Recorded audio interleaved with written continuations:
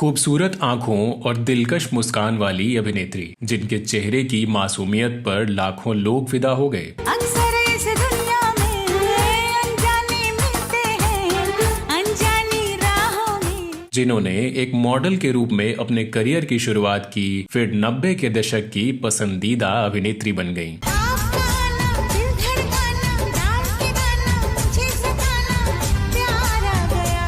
लेकिन क्या आप जानते हैं कि माधुरी दीक्षित और ऐश्वर्या राय सरीखी अभिनेत्रियों से तुलना होने के बावजूद क्यों इन्हें फिल्मों में काम मिलना बंद हो गया और ये फिल्म इंडस्ट्री से गायब हो गईं? खबरदार, इसे हराम का मत कहना।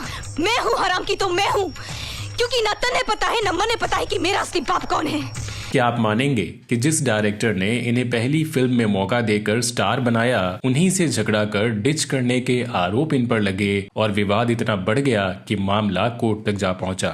हम बाजारू औरतें सेठ, तुम जैसों की घरेलू औरतों से तो बेहतर ही है ना। तुम तो अपनी औरतों से कुछ भी मनमानी करते हो और हमें रुपए भी देते हो और तलवे भी चाटते हो। और क्या आपको पता है कि एक फिल्म की शूटिंग के दौरान इनके साथ एक ऐसा हादसा हुआ जिसने इनका चेहरा ही खराब कर दिया। अगर आप हमें इस आग में कूदने को कहेंगे तो हम कूद जाएंगे बाबूजी, क्योंकि आप हमारे माँ बाप हैं। तो आखिर क्यों इतनी खूबसूरत और टैलेंटेड होने के बावजूद इन्हें प्यार में कई बार धोखा खाना पड़ा, और किस पर इन्होंने हीरोइनों के साथ भेदभाव करने का आरोप लगाया? बताएंगे इनकी जिंदगी से जुड़े कई राज। आप बने रहिए हमारे साथ।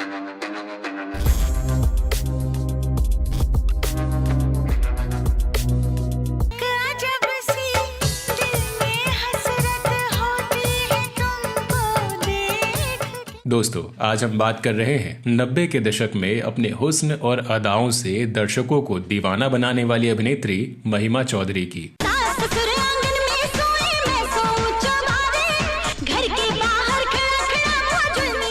महिमा चौधरी का जन्म 13 सितंबर 1973 को पश्चिम बंगाल के दार्जिलिंग में हुआ। माँ बाप ने इनका नाम रितु चौधरी रखा था। पिता यूपी के जाट परिवार से थे और माँ नेपाली। महिमा की स्कूलिंग दार्जिलिंग के डाउन हिल स्कूल से हुई और इसके आगे की पढ़ाई इन्होंने लोरेटो कॉलेज से पूरी की। साल 1990 में इन्होंने शौकिया एक मॉडलिंग कॉम्पिटिशन में हिस्सा लिया, जहाँ ये विनर साबित हो गयी। इसके बाद इन्हें मुंबई में कुछ बेटर असाइनमेंट्स ऑफर हुए तो ये मुंबई आ गयी और एक मॉडल के रूप में काम करना शुरू कर दिया। जल्द ही महिमा को मॉडलिंग इंडस्ट्री में नोटिस किया जाने लगा, जिसके बाद इन्हें कुछ टीवी एड्स भी मिलने लगे। इसी दौरान इन्हें कुछ एड्स में ऐश्वर्या राय और आमिर खान के साथ ऐड करने का मौका भी मिला। I'm your new neighbor. Can I have a layer Pepsi? Yeah, sure. Yes! फिर इन्हें चैनल वी में वीडियो जॉकी बनने का मौका मिल गया, जहां इन्होंने अच्छा परफॉर्म किया और यहीं से ये फिल्म डायरेक्टर्स और प्रोड्यूसर्स की नजर में आ गई। बताया जाता है कि महिमा को अपनी फिल्मों में लेने के लिए डायरेक्टर विधु विनोद चोपड़ा, फिरोज खान और मणि रत्नम जैसे डायरेक्टर्स ने अप्रोच किया। हालांकि महिमा ने सबको ये कहकर मना कर दिया कि वो अभी फिल्मों के लिए रेडी नहीं है। बताया जाता है कि इसके कुछ समय बाद डायरेक्टर सुभाष घई फिल्म परदेस बनाने की तैयारी कर रहे थे, जिसकी हीरोइन के लिए वो करीब 3000 लड़कियों का ऑडिशन ले चुके थे। और तभी सुभाष घई ने किसी के सजेशन पर महिमा को मिलने बुलाया। वहां पहुंचने पर महिमा का ऑडिशन शुरू हुआ और ये सेलेक्ट हो गई। हालांकि सिलेक्शन के बाद सुभाष घई ने इनका नाम रितु से बदलकर महिमा रख दिया, क्योंकि घई साहब म से शुरू होने वाले नाम को अपने लिए लकी मानते थे और म अक्षर के नाम वाली दूसरी हीरोइनें जैसे कि माधुरी दीक्षित, मनीषा कोइराला और मीनाक्षी शेषाद्री जैसी एक्ट्रेसेस को लॉन्च कर सफलता का स्वाद चख चुके थे। खैर, महिमा को जब ये पता चला कि इन्हें शाहरुख खान के अगेंस्ट कास्ट किया गया है तो इन्हें बेतहाशा खुशी हुई। बताया जाता है कि शूटिंग की शुरुआत में ये नर्वस होती थी और अक्सर सेट पर शाहरुख से पहले आकर उनका इंतजार किया करती थी। इस घर का हर रिश्ता प्यार की कड़ी से बंधा है, चाहे वो इंसान और जानवर का हो या मालिक और नौकर का। हम नए रिश्ते बनाने के लिए पुराने रिश्तों को नहीं तोड़ देते। 1997 में आई फिल्म परदेस सुपरहिट रही और फिल्म में महिमा की एक्टिंग और शाहरुख के साथ इनकी केमिस्ट्री को भी खूब पसंद किया गया। साथ ही महिमा ने बेस्ट फीमेल डेब्यू का जी सिने और फिल्म फेयर अवार्ड भी अपने नाम किया।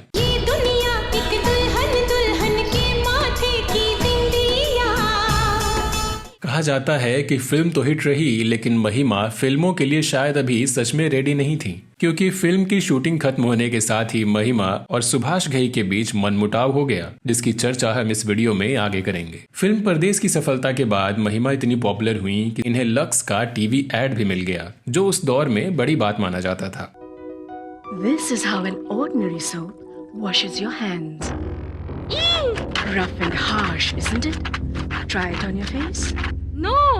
फिर साल 1999 में इन्हें फिल्म दिल क्या करे, दाग द फायर और प्यार कोई खेल नहीं में काम करने का मौका मिला। तो तुम कहते हो कि तुम मुझसे प्यार नहीं करते? हाँ, नहीं करता। मैं करती हूँ, और पागलपन की हद तक करती हूँ। तो करती रहो। शादी करूंगी तो तुमसे, वरना किसी से नहीं। वैसे तो ये सभी फिल्में बॉक्स ऑफिस पर एवरेज रहीं, लेकिन इनमें महिमा के रोल को पसंद किया गया। साथ ही फिल्म दिल क्या करे में इन्हें बेस्ट सपोर्टिंग एक्ट्रेस के फिल्म फेयर अवार्ड के लिए भी नॉमिनेट किया गया।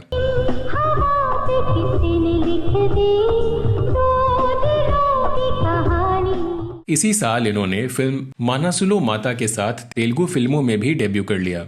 హలో బ్రదర్ ఏమిటి రెచ్చిపోతున్నావు లేట్ అయింది నా షాపింగ్ కోసం కాదు बताया जाता है कि साल 1999 में आई फिल्म दिल क्या करे की शूटिंग के दौरान एक दिन महिमा जब कार से शूटिंग के लिए जा रही थीं, तभी रॉन्ग साइड से आ रहे एक मिल्क वैन ने इनकी गाड़ी को जोरदार टक्कर मार दी, जिसकी वजह से महिमा की कार का विंडो टूट गया और कांच के ढेरों टुकड़े आकर इनके चेहरे में चुभ गए। आनन फानन में महिमा को बेंगलुरु के एक हॉस्पिटल में भर्ती करवाया गया। हालांकि इस फिल्म में इनके को एक्टर अजय देवगन जब इनसे मिलने हॉस्पिटल पहुंचे तो वहां की व्यवस्था से संतुष्ट नहीं हुए और उनके सजेशन पर महिमा अपना इलाज करवाने मुंबई आ गईं, जहां लंबे वक्त तक इनका इलाज चला। बताया जाता है कि अभी इनका चेहरा पूरी तरह ठीक नहीं हुआ था, लेकिन फिल्म कंप्लीट करने का प्रेशर बढ़ने लगा, क्योंकि इसमें अब महिमा के कम ही सीन्स बचे थे। ऐसे में महिमा जब फिल्म की बची शूटिंग पूरी करने पहुंची तो दूर से कुछ मीडिया वालों ने इनकी फोटो खींच ली और स्टारडस्ट मैगजीन ने उसे छाप दिया। महिमा को स्कार फेस करार दे दिया गया। इस खबर से महिमा बेहद निराश हुई और आगे आने वाले समय में इन्हें लीड रोल मिलना कम हो गया। Like when I had my accident, they came to the set when nobody was allowed, and they took a shot from far because I still had the scars, and they put a picture on Stardust, and they wrote, "Mahima's had an accident, and we can finally call her Scarface." It still hurts me. हालांकि बाद में धीरे धीरे ये निशान ठीक हो गए, लेकिन इनके करियर पर इसका निशान हमेशा के लिए असर कर गया। खैर, इसके बाद साल 2000 में महिमा की 4 फिल्में रिलीज हुईं, जिनमें फिल्म धड़कन सबसे सफल रही। फिल्म में महिमा का रोल छोटा लेकिन असरदार रहा। अक्सर इस दुनिया में अनजाने मिलते हैं, अनजानी राहों में। दूसरी फिल्म दीवाने में ये अजय देवगन के ऑपोजिट नजर आई। हालांकि इसमें भी ये एक सहायक किरदार में ही रही। इश्क दा गुंजल पड़ जाए, कोई तीर जिगर में गड़। इस साल इनकी तीसरी फिल्म कुरुक्षेत्र रही, जिसमें इनके अगेंस्ट संजय दत्त नजर आए। जानम तेरे लिए रात दिन अरमां मचल मचलते।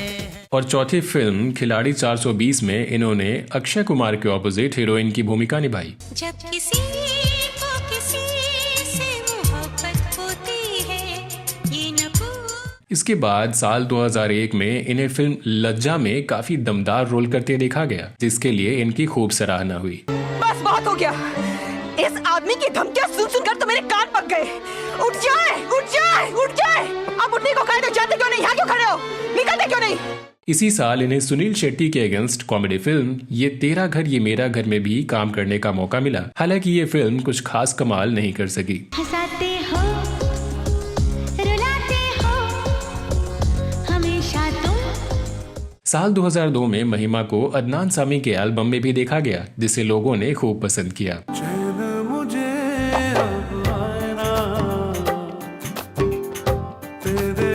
साल 2002 और 2003 के दौरान इन्हें फिल्म ओम जय जगदीश, दिल है तुम्हारा, साया, बागबान और एलओसी कारगिल में अभिनय करते देखा गया। हालांकि इन सभी फिल्मों में महिमा को छोटे या साइड रोल्स में ही देखा गया। आप हर बात इतनी सादगी से कैसे कह देते हैं? हालांकि साल 2003 में आई फिल्म तेरे नाम के गाने में इनकी प्रेजेंस ने इनकी लोकप्रियता को बढ़ाने का काम किया।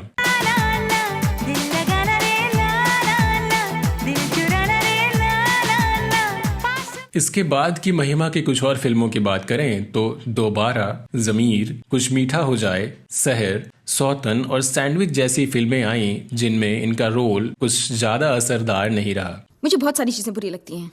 I hear a lot of things, पर अभी सबसे ज्यादा नफरत मैं तुझसे करती हूँ।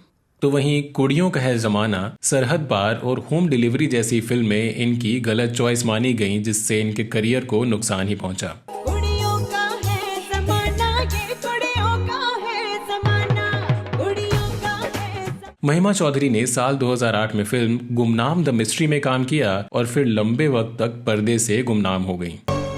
अगर आपको 800 करोड़ रुपए चाहिए तो आप मुझे नहीं मारोगे, आप रिमोन को मारोगे, क्योंकि मैं ही आपको 800 करोड़ रुपए लाके दे सकती हूँ। इसके 7 साल बाद ये साल 2015 में आई फिल्म मुंबई गैंगस्टर में एक गैंगस्टर की पत्नी के रूप में नजर आई। जिगर विच छाले पै गए, न जाने असा किथे रह गए।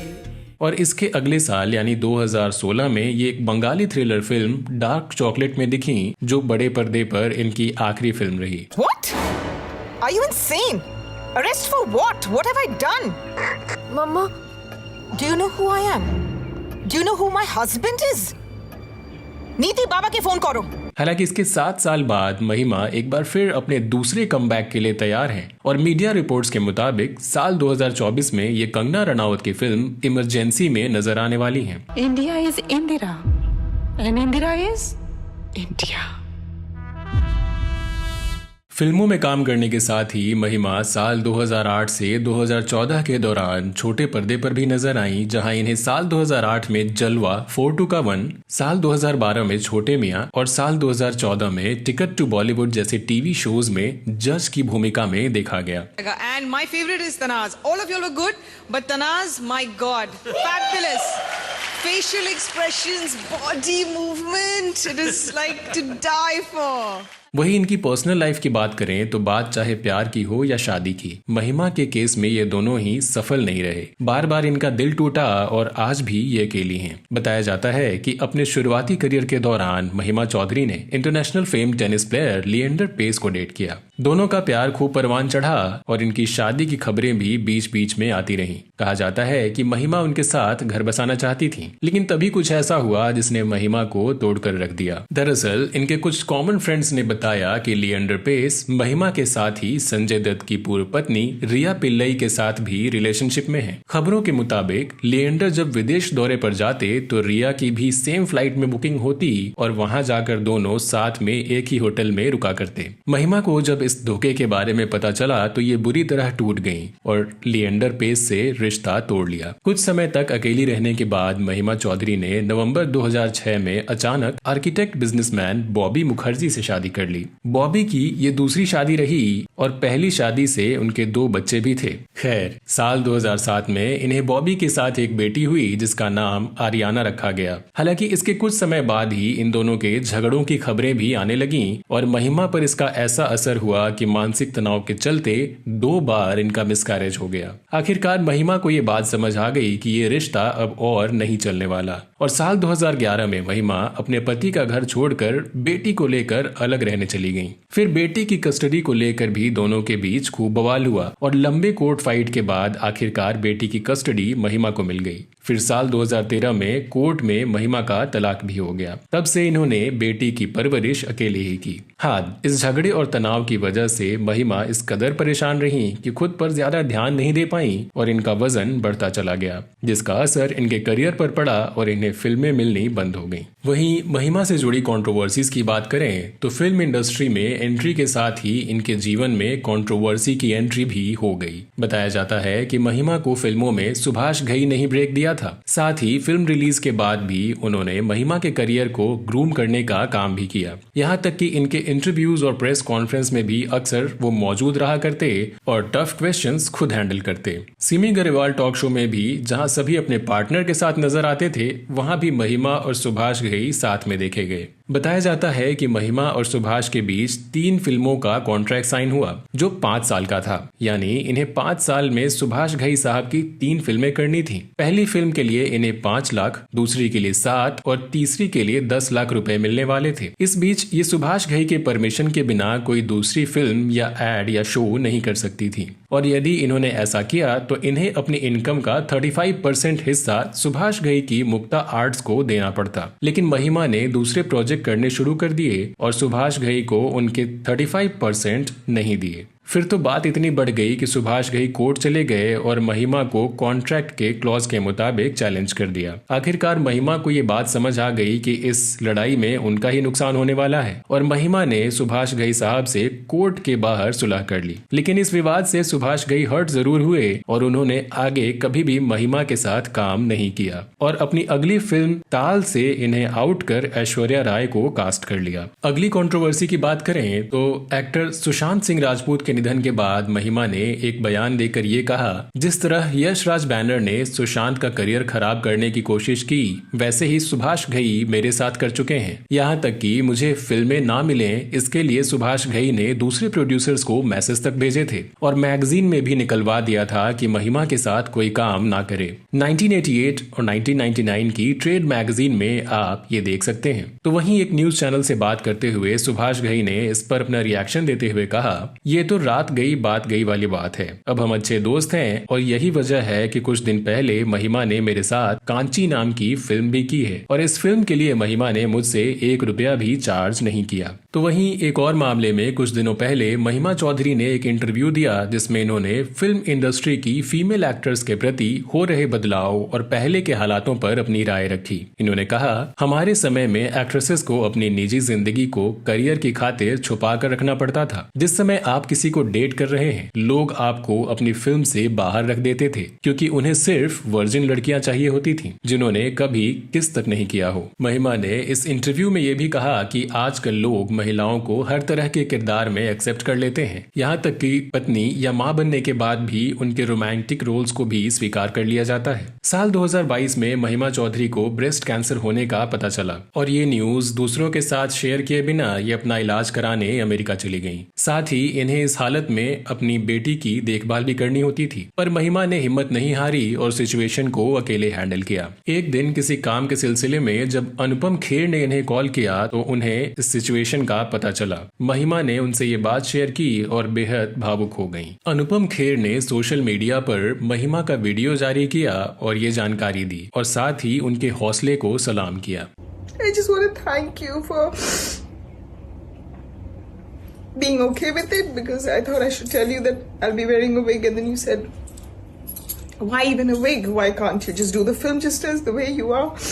कीमोथेरेपी की वजह से इनके बाल झड़ चुके थे और इन्हें पहचानना भी मुश्किल हो रहा था, पर शायद जिंदगी यही है, कब किसे किस हालात से जूझना पड़े कहना मुश्किल है। जो आज खूबसूरत है वो कल भी रहेगा, इस बात की कोई गारंटी नहीं है। इसलिए महिमा की लाइफ स्टोरी हमें एक सीख भी दे जाती है। खैर, अच्छी खबर ये रही कि महिमा अपना इलाज करा कर वापस लौट चुकी हैं और अब पूरी तरह स्वस्थ हैं। फिलहाल की बात करें तो ये अपनी बेटी के साथ मुंबई में रहती हैं और एक बार फिर से फिल्मों में काम पाने के लिए प्रयास करती नजर आ रही हैं। दोस्तों, महिमा चौधरी के करियर खत्म होने की वजहों पर अगर हम नजर डालें तो इसके कई पहलू सामने आते हैं। एक तरफ इनकी पर्सनल लाइफ की वजह से डिप्रेशन, फिर एक्सीडेंट होना, फिर अपने डेब्यू डायरेक्टर के साथ ही झगड़ा कर लेना, फिर ढेर सारी फिल्मों में गेस्ट अपीयरेंस, सस्ते एंडोर्समेंट, तो कभी इलेक्शन कैंपेन्स में बिना वजह शामिल होना। देखा जाए तो महिमा चौधरी ने एक बड़े बैनर के साथ फिल्मों में डेब्यू किया और इन्हें शाहरुख खान, संजय दत्त, अजय देवगन, अनिल कपूर और अक्षय कुमार जैसे बड़े एक्टर्स के साथ काम करने का मौका भी मिला,